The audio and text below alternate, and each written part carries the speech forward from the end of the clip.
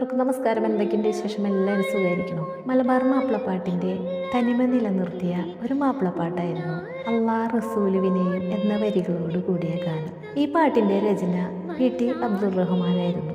ആദ്യമായി പാടിയതും അദ്ദേഹമായിരുന്നു.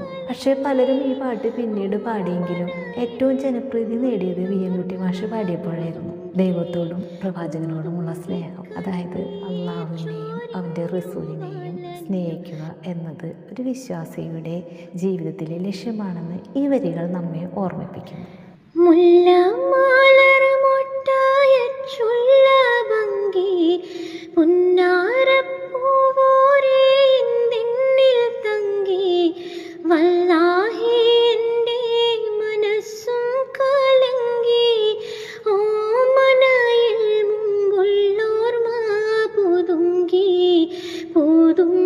കണ്ണീർ ചോരിഞ്ഞു വലഞ്ഞു കരഞ്ഞിടയാനേ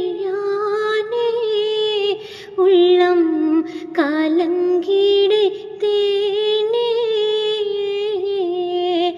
അല്ലാ റസൂലിനെയും കഴിച്ചെനിക്കെല്ലാത്തിനും സഖിയാണോരേ